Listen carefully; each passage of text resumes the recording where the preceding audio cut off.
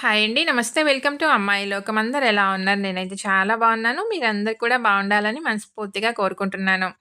ఇవాళ మన రెసిపీ వచ్చేసి అప్పటికప్పుడు గోధుమ పిండితో చేసుకున్న చిట్టి పునుగుల రెసిపీ. ఎలా చేయాలో చూద్దాం. స్కిప్ చేయకుండా చూడండి. ముందుగా ఒక చిన్న సైజు బంగాళాదుంప తీసుకున్నామండి. పొట్టు తీసేసుకొని దాన్ని నీళ్ళల్లో తురిమేసుకుందాము. మనకి రంగు మారకుండా ఉంటుంది. అలానే దీనిలో ఉన్న ఎక్స్‌ట్రా స్టార్చ్ కూడా మనకి రిమూవ్ అయిపోతుందనమాట.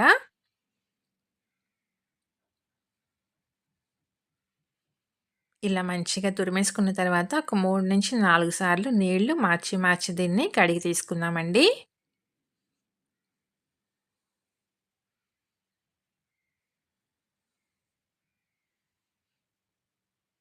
చూసారు కదా! మనకి తురుమనేది ఇంత ఫైన్‌గా ఉండాలనమాట.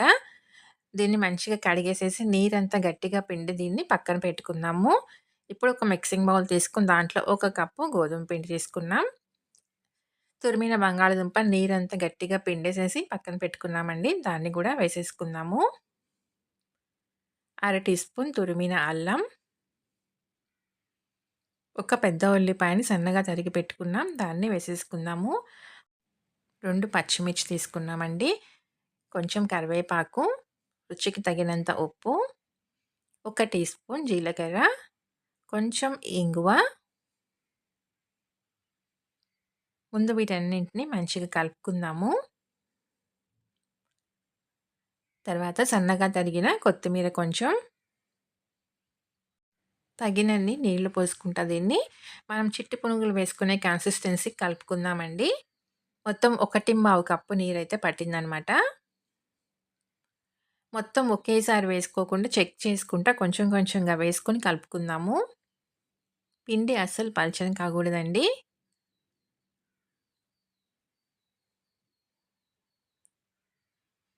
విస్క్ పెట్టి ఇలా కలుపుకున్నామనుకోండి, మంచిగా మనకి ఎక్కడ ఉండలుగా కానీ ఏం లేకుండా పిండంతా ఈవెన్‌గా కలుస్తుందనమాట.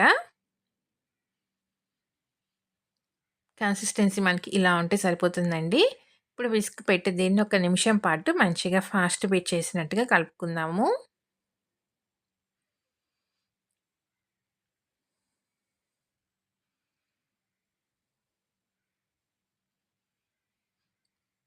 సాయంత్రం టైంలో మనకేదైనా తినాలనిపించినప్పుడు వేడి వేడిగా 10 నిమిషాల్లో రెడీ అయిపోతుందండి. చాలా టేస్టీగా ఉంటుందనమాట.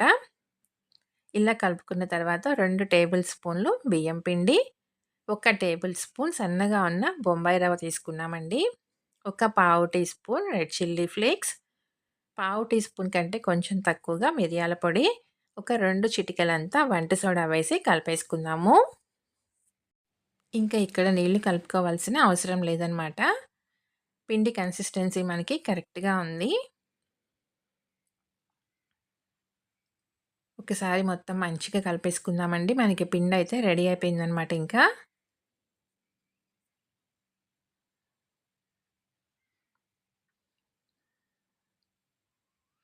చూసారు కదా! మనకి ఇలా ఉంటే సరిపోతుందండి కన్సిస్టెన్సీ చిట్టి పునుగులు వేసుకోవడానికి. ఈలోగా మనకి కడాయిలో నూనె వేడెక్కిందండి. వేడెక్కిన తర్వాత స్టవ్ వచ్చేసి మీడియం ఫ్లేమ్‌లోకి అడ్జస్ట్ చేసుకుందాము.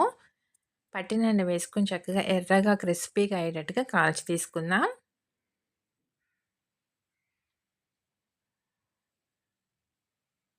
సాయంత్రం టీ టైమ్‌లో ఒక మంచి స్నాక్ రెసిపీ అండి. పిల్లలు స్కూల్ నుంచి రాగానే కానివ్వండి, ఈవినింగ్ టైమ్‌లో తినడానికి కానివ్వండి, అప్పటికప్పుడు క్విక్‌గా చేసుకునే ఒక మంచి రెసిపీ అనమాట.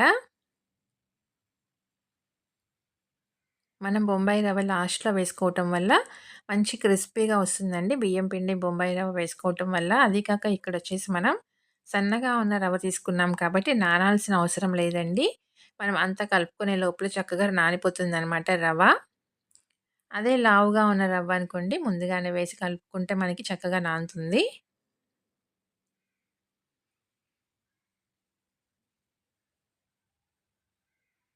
ఒక పక్క వేగిన తర్వాత ఇలా కలుపుకుంటూ వేయించుకున్నామనుకోండి అన్ని పక్కల మనకి ఈవెన్‌గా వేగుతుందనమాట. ఒక కప్పు గోధుమ పిండికి ఒక చిన్న సైజు బంగాళాదుంప తురిమి వేసుకున్నామండి.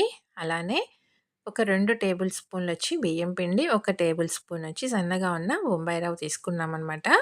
బియ్యం పిండి, బొంబాయి రవ్వొచ్చి లాస్ట్‌లో వేసుకుంటే సరిపోతుందండి.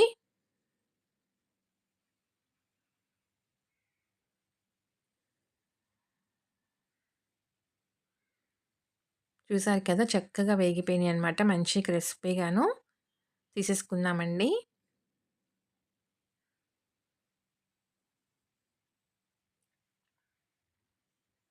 తప్పకుండా మీరు ట్రై చేసి చూడండి. మీకెలా వచ్చిందో కూడా నాకు తప్పనిసరిగా కామెంట్ చేయండి. అలానే వీడియో నచ్చినట్లయితే తప్పకుండా సబ్స్క్రైబ్ చేసుకొని ఒక లైక్ ఇచ్చేయండి. మీ ఫ్రెండ్స్‌కి, ఫ్యామిలీ మెంబర్స్‌కి షేర్ చేయండి. ఒకటి ఓపెన్ చేసి చూద్దాము. చూడండి పైన క్రిస్పీగా, లోపల సాఫ్ట్‌గా చూసారు కదా! ఎంత గుల్లగా ఉందనమాట. టేస్ట్ అయితే చాలా బావుందండి. నూనె అస్సలు పీల్చుకోదు. తప్పకుండా ట్రై చేసి చూడండి. ఇంకొకటి కూడా ఓపెన్ చేసి చూపెడతాను చూడండి. పైన మంచి క్రిస్పీగా ఉందనమాట. లోపల గుల్ల గుల్లగా చూడండి ఎంత క్రిస్పీగా వచ్చిందో. తప్పకుండా ట్రై చేసి చూడండి. ఈరోజు రెసిపీ అయితే ఇంతేనండి. రేపు ఇంకో కొత్త రెసిపీతో మీ ముందుకొచ్చేస్తాను. Thank you for watching.